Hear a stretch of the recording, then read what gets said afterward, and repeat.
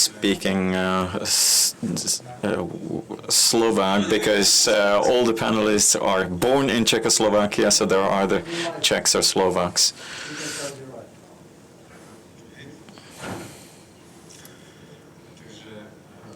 So, ladies and gentlemen,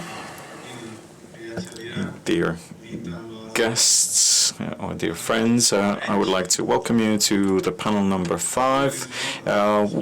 We have discussed with our panelists that perhaps it would be better to speak in English, but then the first obstacle was to translate it into English. So industry on the road, from free allowances to the carbon border adjustment mechanism, CBAM. So that's the abbreviation. Allow me to use this abbreviation. We'll call it custom duty or CBAM. My name is Zsolt Gál. I am from the Department of Politology of the Philosophy Faculty of the Comenius University, and my role or my honor will be to moderate this panel. Let me introduce you to the members. We'll start with Katarzyna Dawidova, who is a senior researcher from the European Institute for European Policy in Prague. Then Radovan Ďura, analyst from the Institute of Economic and Social Studies in Bratislava. Then we have Tomáš Jungwirth-Březovský, who is head of the climate team from the Association for International Affairs in Prague. We also have the last physical person here, or physically present here, is Michal Pinter, Director of Governmental and EU Affairs Department from US Steel Košice, and then we have one more person who will join us online, and that's Daniel Urban, Chairman of the Board from Steel Union Košice. So these are our panelists, and I believe that this is a well-balanced team. We have people from a think tank, then people from other parts of the industry. So we have one person who is also from the academia, and one from the Hungarian national minority. Okay, the format will be such that every panelist would have 5 or 6 minutes to share their initial thoughts, and then we will have I will ask some questions, and you will have an opportunity to ask questions as well. You can use Slido, the hashtag CEEC. You can also promote some of the questions or vote for some of the questions, and then promote their order. So that much in the way of introduction, and let's go to the first panelist, and that is Katarzyna Dawidova. I have a brief presentation about what I would like to talk about today, and then perhaps my colleagues will deliberate on that a little more. Well, I would like to cover the 3 main aspects when we're talking about CBAM. And one is the relation between the CBAM and the free allowances. Then the second question would be the competitiveness of European and or EU industry compared to the industries of other countries. And then the third question that I would like to focus on is what to do with this proposal in the light of the war in Ukraine, and in the light of the times when the CBAM was designed and proposed. Okay, I'll be referring to some graphs that are not our own graphs. This particular one is from Rapid Watch. Many analysts believe that EU ETS is a very effective tool in order or with the goal to reduce emissions. However, there is a hook. If we look at the periods when the emissions went down and when they didn't go down that much, we see that that the fall of emissions was really driven by energy sector, and the industry sector stagnated for quite some time. And then when we look at the drop there in the industry, it was caused more by COVID rather than anything else. And one of the reasons why this is happening are these free allowances that EU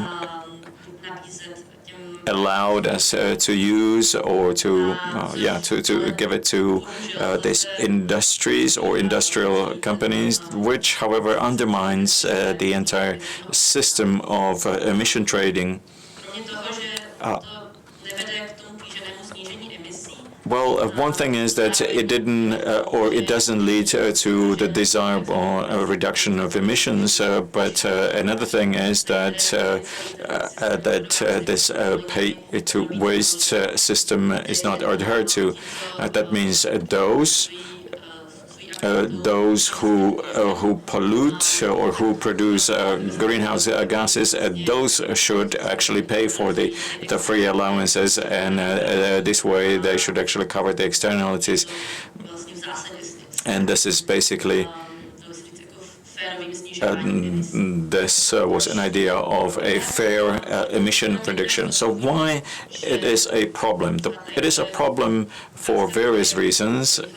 So this is an example of how it looked like at the European market with free allowances from or before 1918. The problem was that those industries that were allowed to receive those free allowances, they didn't have to pay for the emissions that they produced, but and some companies even had or produced profit from that.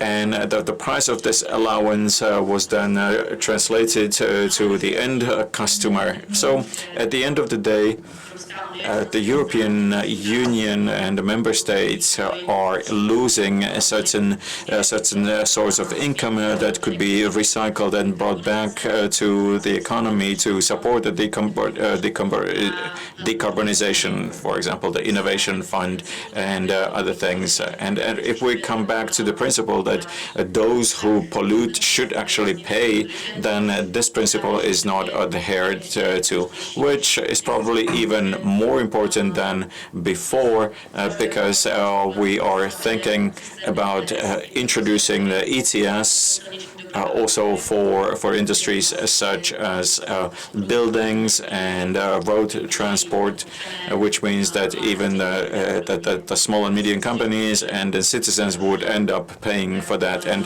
once we get to that point, it would not be fair and it would not be in compliance with the social contract if the large polluters would not pay the compensations, and the small contributors would have to pay or would have to contribute to that. This would be probably the first topic I wanted to open.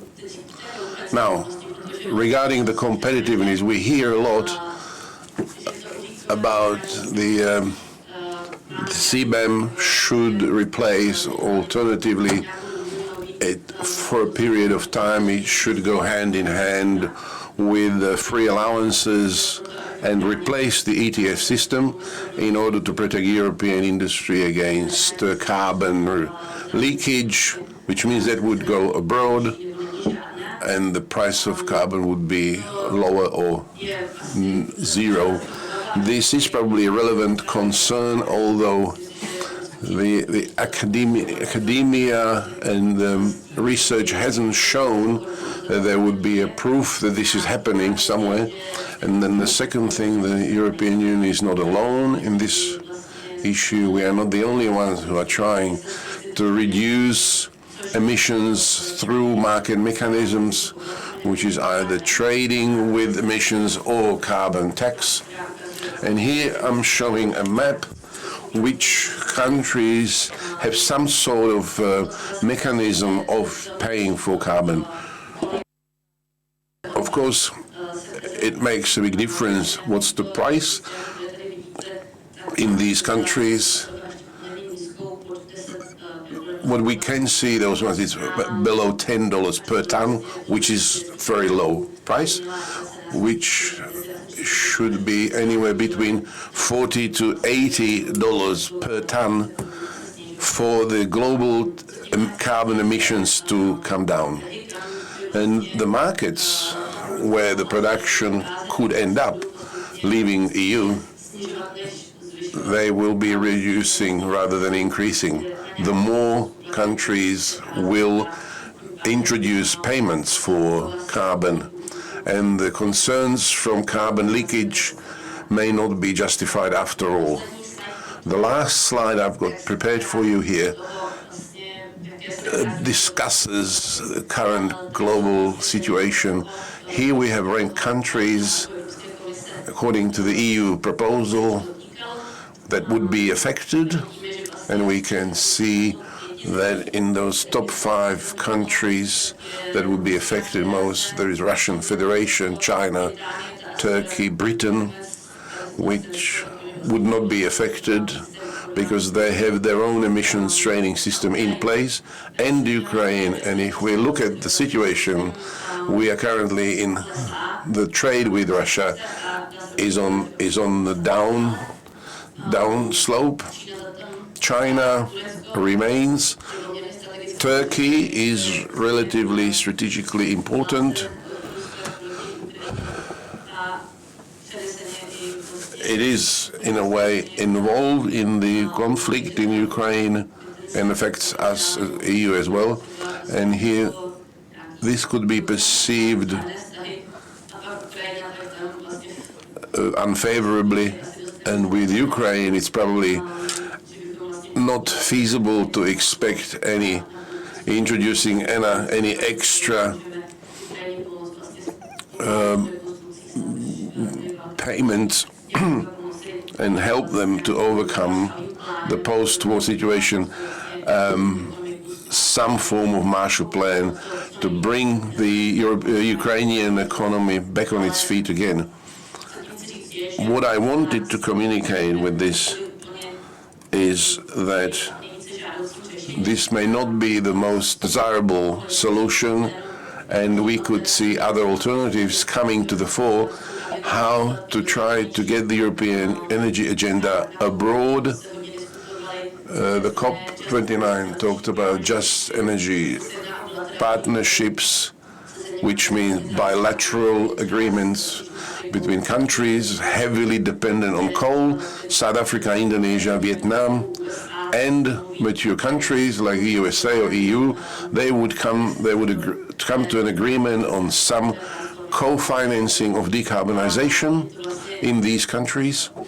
And if this is a result which would be similar, the global emissions will have come down, but we've done it using different mechanism, rather than build virtual walls along borders, political borders. This will be all from me now. Thank you very much. Now it's over to second panelist, Radovan Durana from Ines Institute. Thank you for the floor. I would like this to be shown at the end. This should be the climax of my presentation.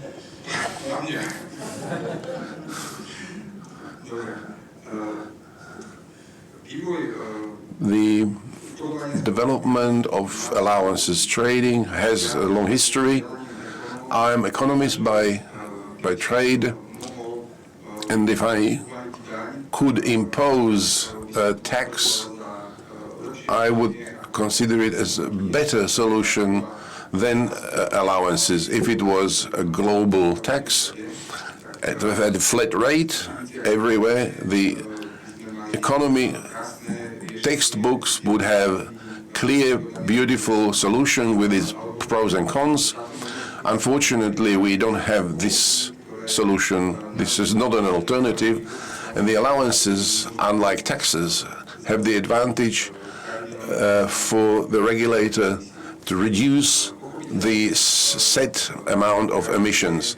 Of course, auctioning of manufacturing does generate the motivation to produce carbon, and if we haven't seen it to a large extent so far, the reason was that the price of allowances was in, single digit up to $20 per ton, which would not make any scratch.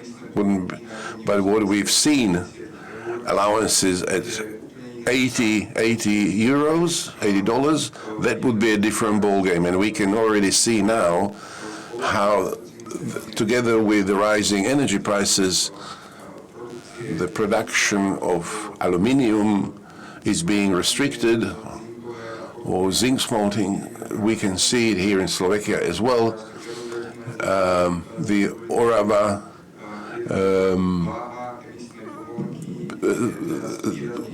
company has closed down, and the allowance, cost of allowance will come down, and we will be seeing carbon leakage, which was to be prevented by allowances, the system. An important part of the debate on buying carbon certificates when importing to Europe is what to do with indirect costs, how these will be treated. This is something which public is not aware of, or 99% of public never heard of it. Everybody thinks that the emissions are something which leaves the chimneys, but companies who are aluminium or ferroalloys who use electricity during their production, they also carry indirect costs. And it's not only about how much smoke the aluminium smelter in Žďár produces, but how much the manufacturer pays for energies per kilo of production. And since we have a system based on highest marginal prices, so in Europe the price is determined by coal or gas. Slovak producer who is directly connected to a nuclear power plant has to pay for carbon. This, of course, increases his costs. And the question is whether the import duty on the EU borders shouldn't contain these expenses as well. And now this brings us to a complicated debate whether these indirect costs contained, or the carbon emissions which haven't been used or utilized during aluminium production, whether they should be linked to the average carbon footprint of the country or the electric grid, or whether we will be asking specific manufacturers, are you connected to hydroelectricity plant, coal, or nuclear? And this is a fairly complicated debate. I must confess I wasn't able to establish the current status regarding CBAM and how the discussion has progressed in terms of indirect costs, because these indirect costs, to a large degree, decide on the future of European industry. Because if you want to introduce electricity into industry, and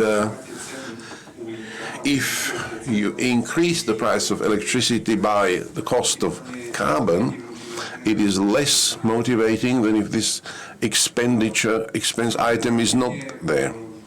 The introduction of carbon duty itself will affect developing countries as well, for a very simple reason.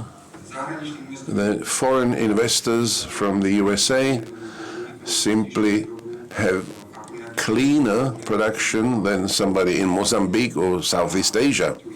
And for these manufacturers, it would be more difficult to deliver to European market and to compete. This is an aspect which the European community could or should be addressing, but it's not. And we are marginalizing, we are pushing countries from the market, countries who are not able to pay for expensive LNG, and so that we can buy this LNG from them. So there will be an impact which is not talked about, and the European Union is hopeful that the World Trade Organization, this customs duty will not be attacked, because if this duty contained indirect costs, in EU, companies don't charge indirect costs between themselves. This could be challenged. I'm concerned and I'm afraid that at present there is an uncontrolled a shift or effort to push to fast reduction, towards fast emissions reduction, without having a global macro view what impact this will have on companies and on industry, whereas each of legislative changes, there should be 11 changes. We have some impact studies, but you know how things go.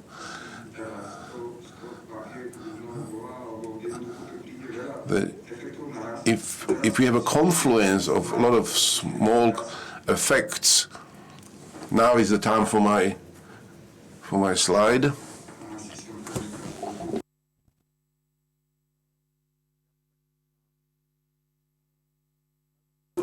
I tried to divide it between direct and indirect costs. And if we take into account all changes which currently are underway, companies, we will have more strict, less access to allowances, and the cost of emission allowance will be going up, and the emission costs for industry will increase. The transport, the heating will be taxed, and the allowances system should be enhanced by waste, and the number of allowances will not be changing, so this will be additional pressure on the cost of allowance. An industry which uses raw materials imported from abroad will have higher expenses because of the introduction of the customs duty. Increasing in the share of renewable resources in the industry will reflect in the cost increase. Equally, as Fit for 55, the benchmark for what is currently, or the technological maturity of companies is also increasing. We could add some administrative indirect costs, such as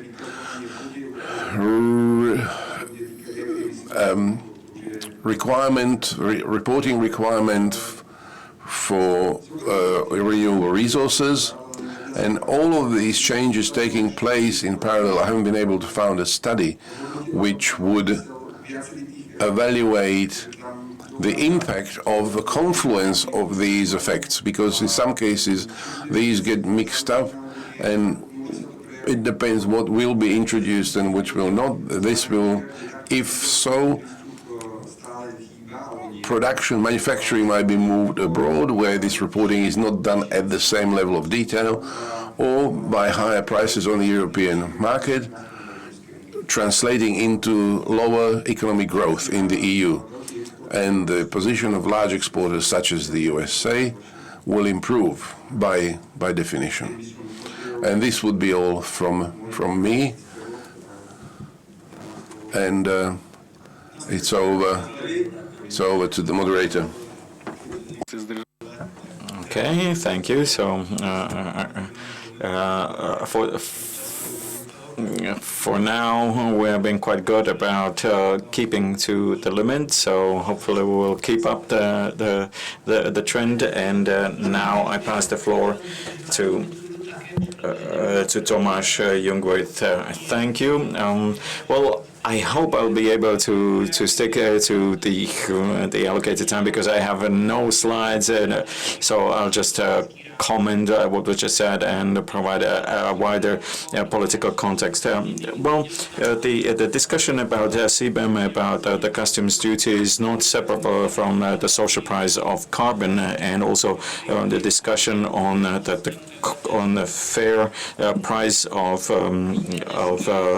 emission of ETS and emission trading in Europe.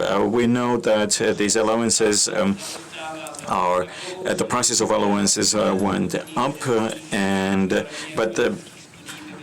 but they are still behind the prices that, according to the scientists, would be adequate for us to get on track to the reduction now of carbon. So it is clear that the European Union supports not only in its territory but also beyond its territory a carbon pricing mechanism, whichever way. And at the same time, we have to say that also this year, when the price of the allowance in ETNs was really record-breaking, but still it didn't go above the 20% per kilowatt hours per customer. So also in this situation, when the impact of the system or of the price is significant, it's still not significant enough to overcome all the other impacts, including the geopolitical impact. When we're talking about the customs duty, or we're talking about CBAM, this is not a new idea. Originally, this was the idea that was suggested by Jacques Chirac, the French president, from 2007, and now it's somewhat French derogative, and that is why Emmanuel Macron also made it his priority. But if we talk about, or if we look at the negotiations, perhaps many things will be negotiated in a few weeks, and that will include CBAM and other things. It is related to emission trading. It is also linked to expanding it to buildings and road transport, and also to the social and diplomatic fund.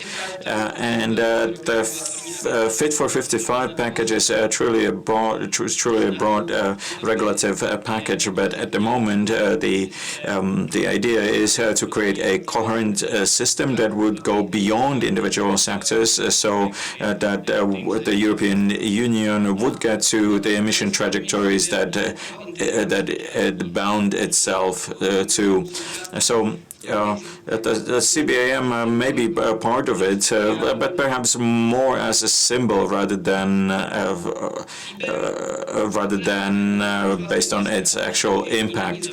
So today we don't have a CBAM yet, but it still has an impact on the political decision making in other countries. So the end game should be that all the countries that the EU is trading with, that means all parts of the world, there should be some kind of the emission trading, or some kind of allowances or something like that, something that would be comparable to the European system. So the goal is not to create trading barriers or to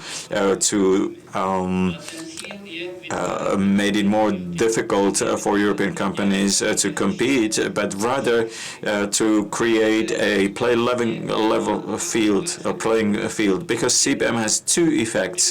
One, it motivates decarbonization of industrial processes and the production of energy in third countries, and secondly, it supports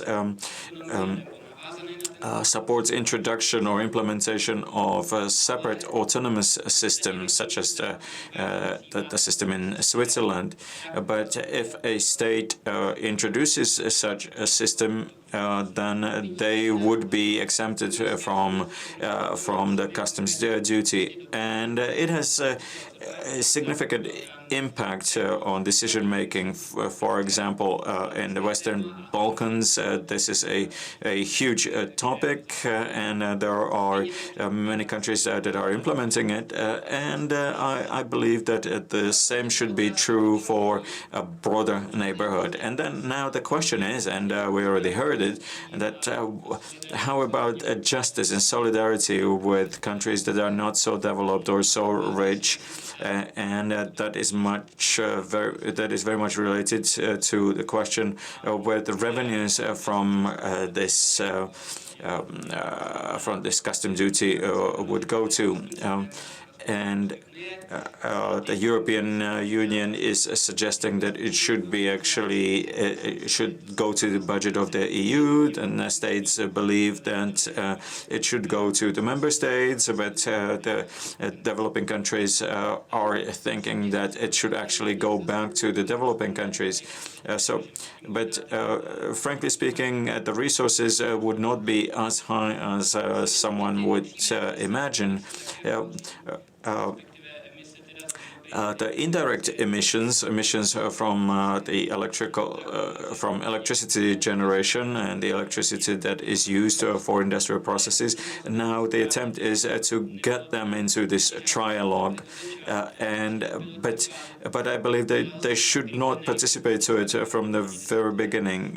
We know that, let's say, this launch will take 10 years. So I believe that at the beginning, in the pilot phase, it should be without this indirect emissions scope 2 or scope 3. So first we should test how well it is working, and then later on we can think of extending it with this particular costs, these emission factors that go across the system, or let's say energy production, or based on the energetical mix, so that we avoid resource shuffling and then just disrupting this fair playing field. But the way it is proposed right now, that CBAM should be applied to steel works, cement, then fertilizers, hydrogen, and some other things. We're talking about 2 to 3% of the imports to EU from third countries. So we're not talking about some significant, some revolutionary change. This is really just a pilot project, which of course could be then extended to other products. But from the point of view of the current trading model and the balance, it should not have a major impact on the balance. Thank you. And now let's go to the steel industry. First, Michal Pinter from US Steel Košice. The floor is yours. Thank you. Well, I don't know where to start and where to end, because I have an impression that some people are against industry, the others are pro-industry. So I'll be pro-industry, and I know that Dan Urban is pro-industry, so there will be probably advantage 3-2. Well, these emissions are global rather than European. The second thing is that the industry sticks to the agreements that we committed to. The original Originally, we were supposed to reduce it to 40, from 40 to 55. But we respect it, even though I don't see the reasons why it should be one figure or the other. And then another thing is that when these figures were decided, then we but that there was no war in Ukraine, there were no other factors. So we're not suggesting that it should be reevaluated, but it should be somehow taken into consideration. Then CBAM should be parallel to those of you who are experts in that. You know that that 100% of the allocation is received only by the best installations or the best industries, and the compensation is done only in a few countries and in a small amount. Then we know that the protection of the European industry is not as it should be. And now I get to the point that the emissions are global, and if we want to reduce the emissions by killing the clean industry in EU and then importing steel from other countries where the industry is much dirtier, then if we look at the steel, then our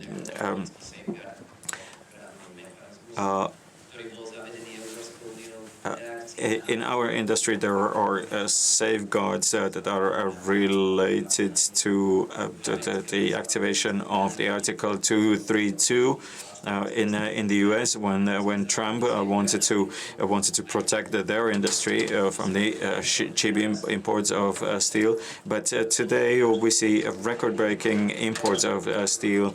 Usually these are from countries that have absolutely uncomparable social, health, or climatical standards to those that we have in EU, and that is why we believe that CBAM would be a complementary mechanism that would complement the EU ETS and then the free allowances and the compensation of indirect costs. We believe that this would be a measure that would improve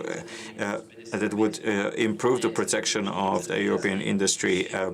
And I was talking about minus 40 rather than minus 55. So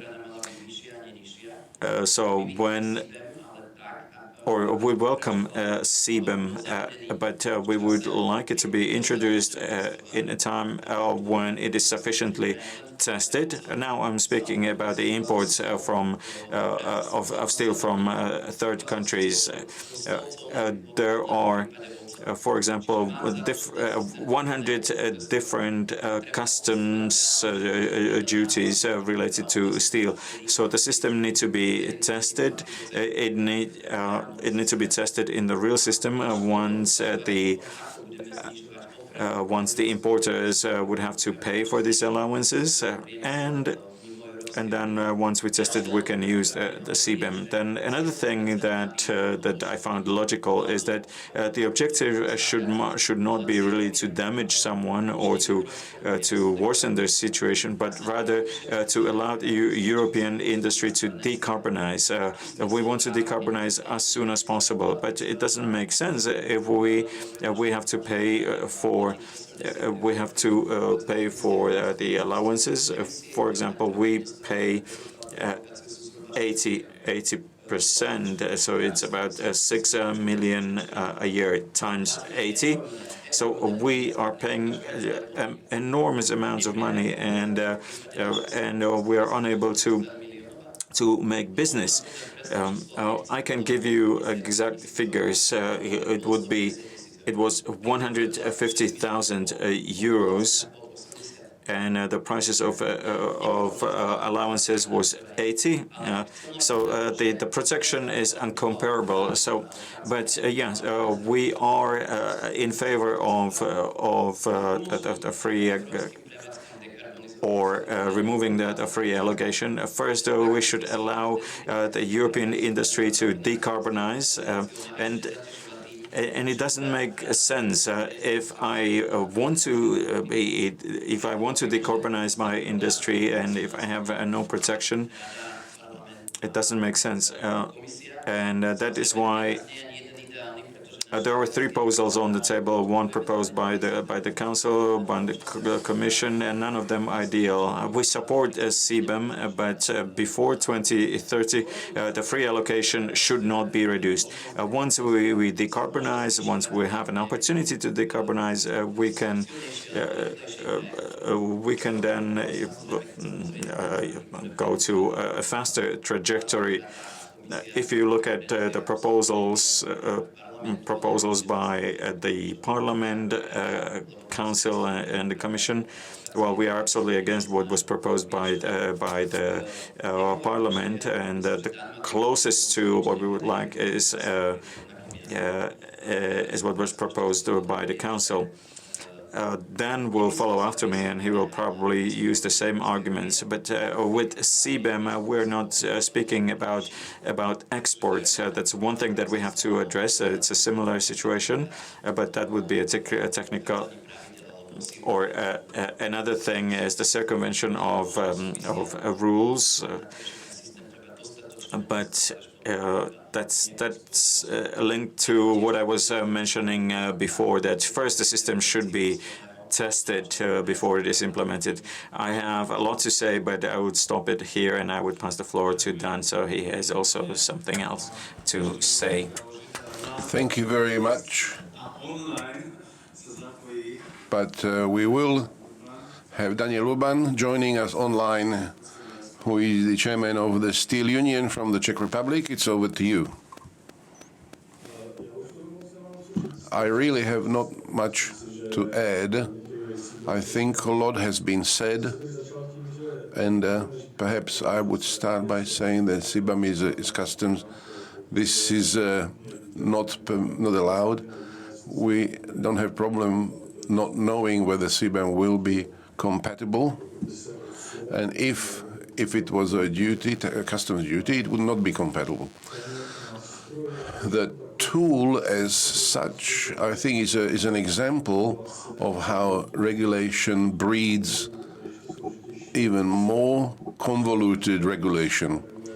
So which means that the UAIT system as a European ambition led to generating another problem, which is the competitiveness of sectors that should be covered. And it may not survive the wave of climate legislation which is coming its way. I would agree with Radovan that the simple tax is more effective, more transparent solution. I think we all know that so much political capital was invested in the system that we will never be able to get rid of it. So we will need to come to terms with it and live with it. I will respond to what Katarzyna stated earlier on, and Michal as well. Of course, we do pay for allowances. This is a myth that we don't pay. Our member companies, they pay 20 to 25% of allowances they have to purchase on free market. And often people forget that integrated foundry is just not the foundry itself producing pig iron and steel, and then it's rolled.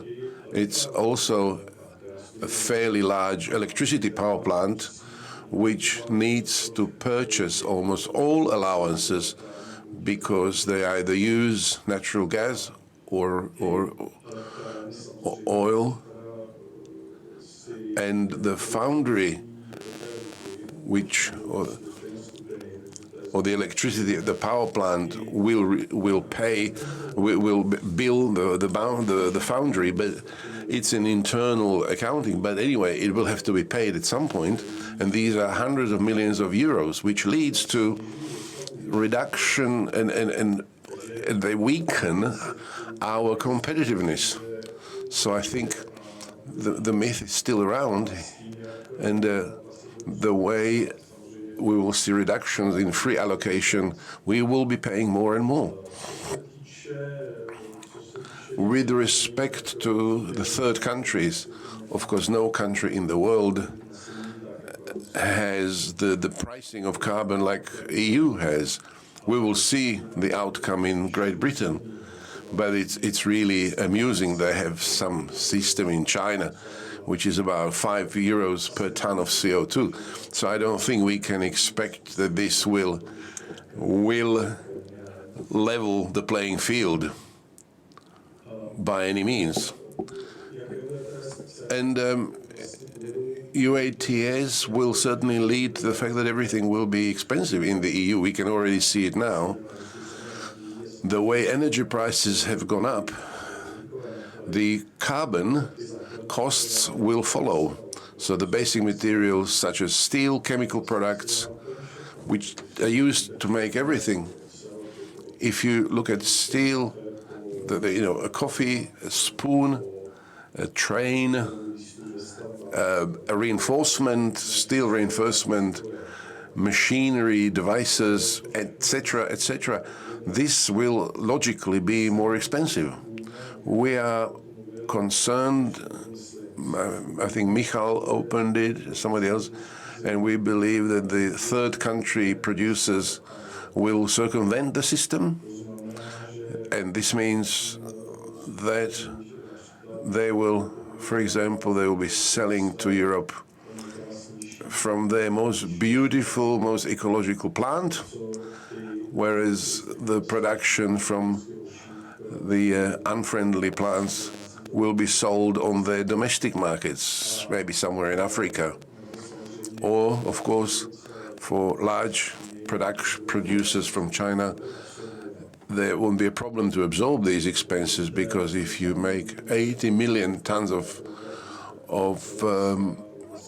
steel and if a fraction of that goes to Europe, you can absorb the costs.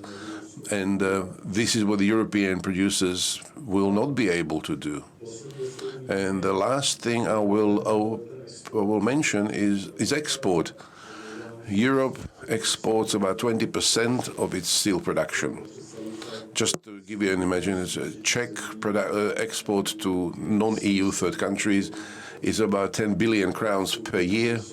These are high-value products, whether pipes or rail tracks, car parts, and so on.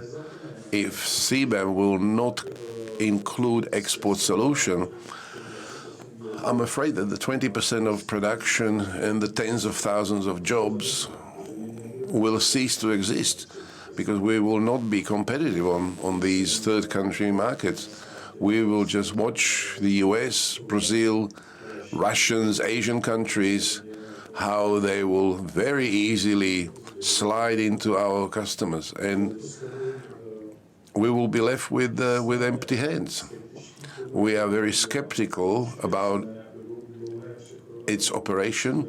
We would certainly be advocating a long transition period, what impact it will have on production in Europe, imports to EU, as well as exports. And then we can, with clear conscience, state that CBAM is probably a good idea and we should introduce it live. Or whether it will be in 26, as proposed by the Council, is difficult to say today. Thank you very much. Thank you. Now we can move to second stage. I will use the opportunity to put some clarifying questions, and perhaps you can respond to each other's. Everybody can take any question they wish to field. Perhaps I would begin from the end and respond to the opinions of our industry representatives. I wanted to ask, what would the industry say if there was some compromise put forward somewhere between the Parliament and the Council that you mentioned, and according to the original plans, the free quotas would be eliminated. What can you imagine as a replacement compensation or state aid? How should I understand that some export solution? What could you imagine under the export solution alternative? If they approve it, because the determination seems to be there, what would you accept? What would be acceptable to you as an alternative in terms of assistance? I will speak for myself. I'd like to add, when he mentioned where steel is used, even cement, steel, all these sectors that CBAM should cover are basis for decarbonization. It's not only that when at the time when we want to decarbonize, we will be loaded with additional costs, our production will be more expensive, and the whole decarbonization will be more expensive. So one leads to the other, and perhaps it doesn't make sense to do it this way. What we can imagine, I did mention it first, to test the system, to see how in real life this will pan out, and then go live. Second thing, that by 2030, in the ideal scenario, not to punish companies by reducing free allocation, or approve a trajectory which would be more reasonable. And this affects, I think Daniel will respond to exports a bit more. We are not as affected by exports as the Czech Republic, and perhaps I would disagree with you, what would be if? So even now, when we talk about this unprecedented situation in energy, we are talking about state aid, temporary scheme, according to point 2.1 versus 2.4. There's always some new schemes, and it's just so complicated. And they generate just more legislation to self-perpetuating legislation. We have a system. We know over the years what are its strengths and what are its weaknesses. We need to look at the TS system, how we could work with it. This free allocation, I'd like to remind colleagues also that despite CBAM, the free of charge allocation reduces every year for us. Our benchmarks are getting more and more strict, and it's not just that we are enjoying free allocation, but we know that we have to make large decarbonization investments in the near future to decarbonize sectors such as the steel sector by 2030 could be achievable if you use electricity for production. Look, we work with quotas for using price 5 to 10 euros. Commission said that it will be 80 in 2030, and it was 100 in 21. And we assumed the electricity 40 megawatt hours, and now we are, paying. We don't need to talk about how much. And instead of being protected to allow us to continue in our decarbonization effort, which we have mapped out, I said we do want to do it. We are part of the solution. We are 100% recyclable. We want to do these things, despite the fact some of these demands are not even justified. But we did say we want to be part of the solution. But we, at the same time, we don't want to be, thrown, all these new demands, new obstacles. We never promoted for CBAM to have extremely high price. The point was that this should be an additional mechanism to utilize free allocation, as we have at present, compensation for indirect costs transposed over electricity costs, in addition to what was it called? But we're talking about, in order to have level playing field, especially at times of large investments, in order to be able to conduct our business and compete with the rest of the world. I don't know, Daniel, whether you want to respond to the exports. Well, at the beginning, to what Katarina said, I think we should frame it in such a way that in steel production, there is no technology by which we would be able to produce steel without emitting CO2 emissions. So if someone wants us to decarbonize, then they actually want from us to basically absolutely change the technology of steel production in a very short time. In our industry, the investment cycles are 20 years or 25 years. So they want from us to invest into something which we still don't know if it's going to work. So there is a room for cautious. We have to be cautious. We have to be realistic, and it's not that we would defend against the protection of climate or decarbonization. It is not. And that we are trying to just bring a little bit of realism into that because that is what is missing in those debates. Many people who are participating to these discussions, they're sort of floating on the clouds and they're saying things that does not reflect reality. And the second note, as for the price of the allowance, as it was suggested by the Commission, I think they were thinking of the price of approximately 30 euros per allowance. So we are somewhere absolutely different in terms of the price of the allowance. And as for the exports, I think that the simplest solution would be if those exported volumes would have the free allocation of allowances, and this way we would achieve a level playing field for European steel in other countries. If I may, just one short remark. It is not a problem that we would not know the technologies that would be here after 2030, but let me ask you, do you or would you invest billions of euros into production of energy to turn it into a clean energy, but then for the price that no one would be able to afford to buy it? And the same thing is here. You cannot be expected to invest billions into a technology that you don't know if you're going to work. And my question is, are the consumers prepared to pay the price? For example, if we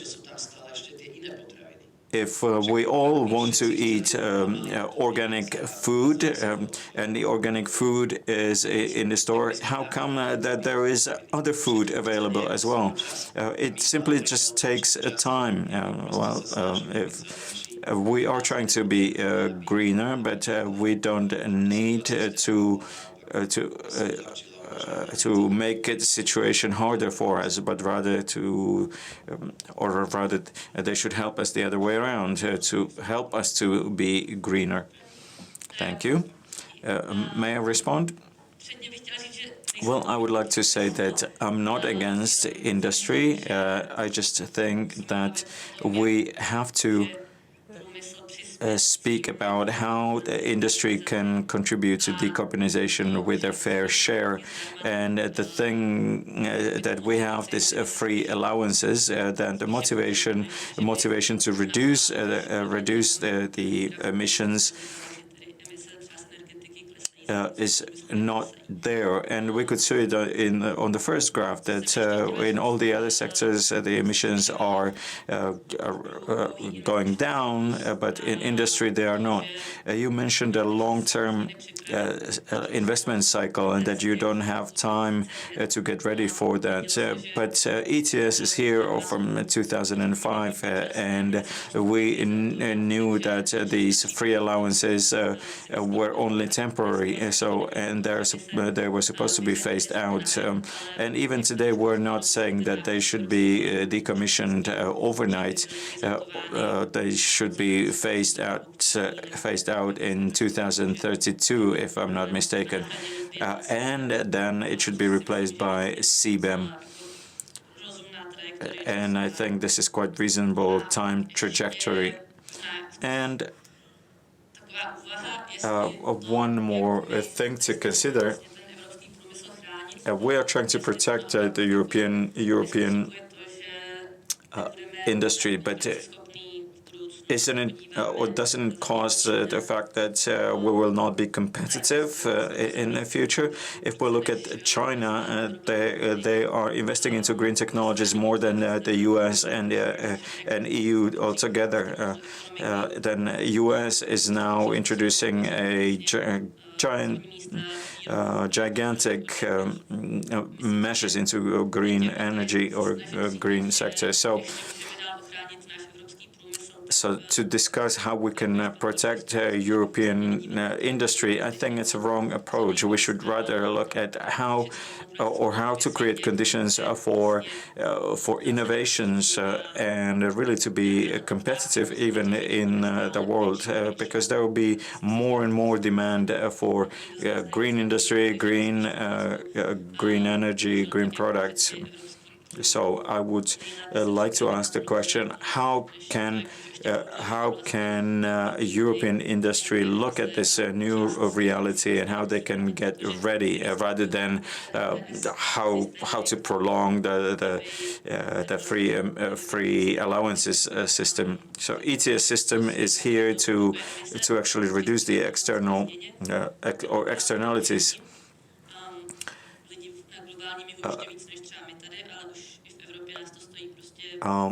We are all affected by these emissions. In the developing countries, it is even more so, but also here. But we should not be like a black passenger that is not part of the solution. Okay, thank you. In the meantime, please show us the Slido if we have any questions through Slido. Okay, I was told that I would see the questions, but it's too far and the letters are too small, so let me get closer. I would also like a question myself. What about the details? Who is going to check the emissions on the basis of which there would be pricing of this carbon price? Would there be someone from the EU? Someone would go to check the emissions to a factory in China, or the Chinese company would declare it, or would it be some local Chinese government that would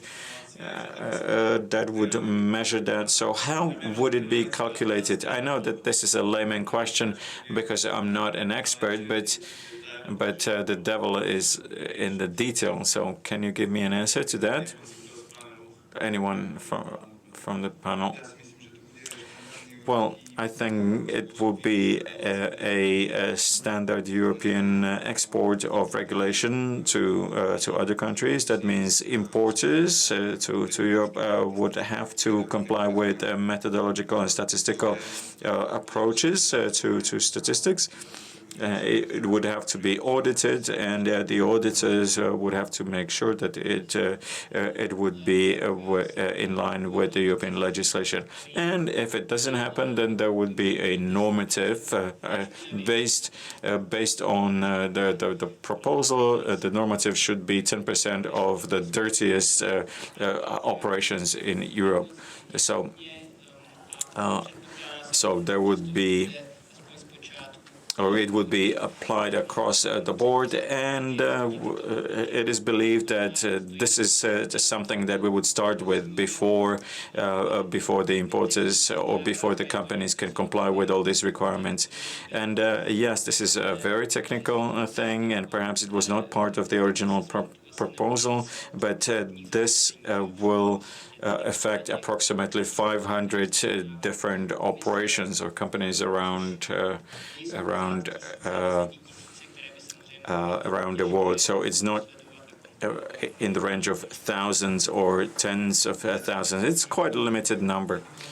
Well, I heard that the minimum border or threshold would be 150 euros. So if it goes beyond 150 euros, then it should apply. Well, the system is quite complex, and no one has tested it yet. We're testing it. We're testing it just on paper yet. I would like to repeat. Daniel said it at the beginning that there are many ways of circumventing the system, and with this new system, there will be probably twice as many circumvention practices. So the system has many holes that we are not aware of, and that is why we were saying that we should test it first, and we should not address the industry when we don't know how it's working. And let me also answer the question that Katarina had. When we pay 80 to 100, this is a cost that we have to pay per ton of steel, and we're paying it, but the rest of the world is not paying it. And we have equal consumption in the EU, and if we destroy our industry here and we buy it from elsewhere that is not so clean, then it's wrong.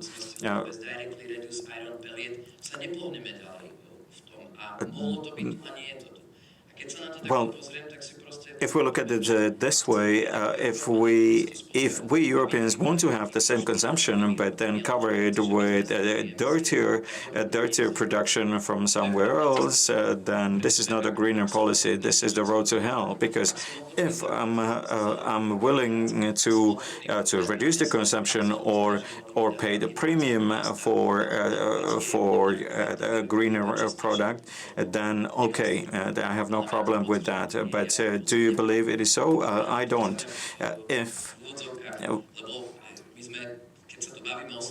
When we're talking about awarding, for example, carbon leakage in Slovak, it's very difficult to translate. We should call it investment leakage. That's investments that could have been here, but they're not here. The jobs that could have been here, but are not. And this is what I'm trying to say, and I'm supported with Daniel and our colleagues from Ines is helping us. Let's look at what's economically feasible. It's not that that we would not want it. Simply, it is not realistically to want that we run faster as the best sprinter in the world. Well, yeah, okay. Here is a question on the slide about investment into electrical furnaces in.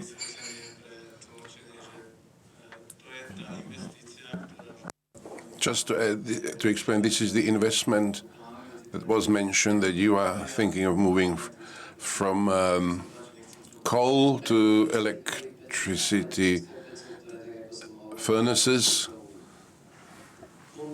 These are conventional innovative method which is currently available, and after 2030, because Daniel I think mentioned it, we can get somewhere with the present technologies, but we are not able to get to zero. We will need different technologies of future, and in order to get to -55 and even more, I cannot agree with you in terms of traditional production in oxygen furnaces. We did all technical enhancements, but they have its limits. And the way forward is the electric furnaces. And this is where we can improve. People are asking, what are the obstacles? The cost of electricity, non-present support, CBAM, absence of level playing field. These are the obstacles. This is what we want to do, but we need some conditions to be met. And one is the willingness of European consumer to accept green market products. Nobody is challenging it. There are no special rules for steel. I'll give you an example. You talked about Ukraine reconstruction. Which steel would be used, the cheaper one or green from Europe? These are maybe sensitive questions, but will Ukraine want to accept more expensive European steel or cheaper from somewhere else? I don't profess to have answers, but this is not an easy situation. And as Daniel mentioned, we cannot just have rosy glasses on. Thank you. Does someone else want to respond to this question? But there was one other question. If I could add, Michael, two figures. Electrical furnaces, the technology works, this is known, but they do emit CO2, although it's drastically less. And of course, not each type of steel can be made in these types of furnaces. So we need to maintain the traditional furnaces as well. In order to operate electric furnaces, we need a lot of electricity. For example, in the Czech Republic, the electricity is not available, so we will need to reinforce electricity infrastructure. Do you know how long these utility construction takes? If you ask in the Czech Republic how long they can, how fast they can build 18 kilometers from Moscovice to Ostrava, their estimate is 10 years for 18 kilometers of electricity line. This cannot be done in 1 or 2 or 3 years. And one last thing, of course, we've been members of ETS for a long time. We've known that it exists and it will force us to decarbonize. But look at it from our point of view. When our cost of allowance was €5 for a long time, which didn't have much of a motivational effect, but within a year or two, the price has skyrocketed and the investment results are very long. So we are like a cruise ship. It takes a long time to change course. Not that we don't want, but there was a certain trajectory set in place, and it will take more than 5 or 10 years to adjust to new trajectory. Thank you very much. If I remember correctly, there was one more question. Will the CBAM mechanism be applied also to imports from third countries in some preferential regime in terms of the EU? And there was also an explanation, everything but arms. Is there a list of preferred trading partner countries? Would anybody like to respond to this question? The system should apply to imports from all third countries. And the topic which we haven't touched upon, although I think colleagues from steel industry, this is the compatibility with the WTO or compatibility with WTO rules. How can you give someone a preferential treatment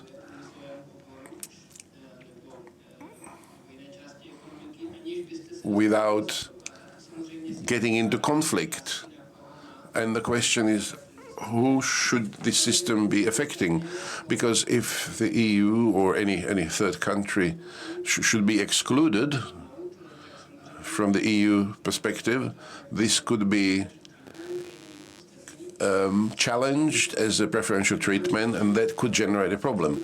So a cleaner approach would be for the EU to recycle these revenues, and if they say, let's say Mozambique, that has been mentioned as a significant aluminium importer, for them it's a significant part of GDP.